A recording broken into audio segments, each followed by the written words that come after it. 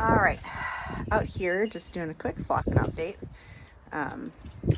So we're bracing for a very chilly set of weather coming up and a cold storm that could dump 2.5 feet of snow on us, which we're New Englanders, we're used to snow.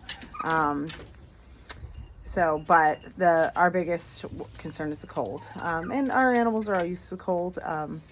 Everyone's hardened out for the cold, but things that we do what we can, providing draft-free shelter and good food.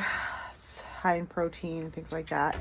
But what we've done to prepare for this storm, for instance, for the turkeys who don't like coming in that much and don't like to be indoors, we've made sure they all are, whether they want to be or not. Sorry, you hear some of the sheep and goats with their bells on in the background. We keep bells on so we can hear them and know where they are. Also, as somewhat predator deterrence.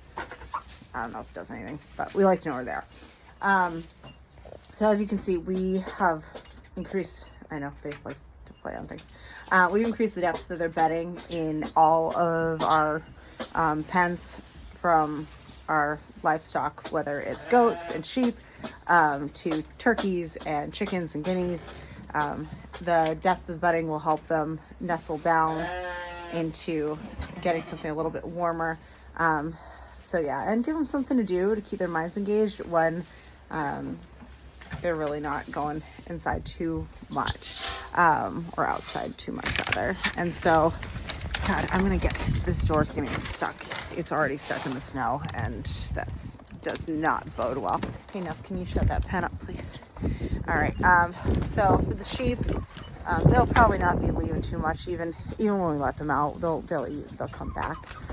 But same thing. So as you can see, we've really increased depth of bedding for them. These guys are nice and warm.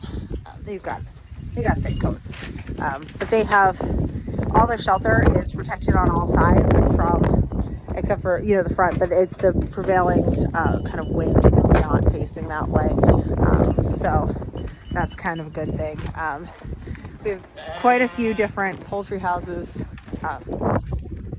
and I wish we would have better facilities for some of our weird flocks. This is our Cochin flock.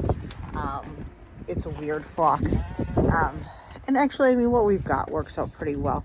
There's Max just chilling up there, and some of the girls. But for instance, we felt like we were feeling some draft coming in. We put a ton of extra bedding down, and so sometimes you have to use a field expedient option to create a better, more draft proof area. So yeah, feed bags. Use what you got on hand for them.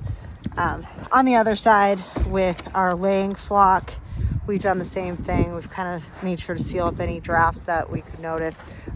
Did an extra layer of straw down, so that way anybody could nestle into it if necessary, to try to keep warm.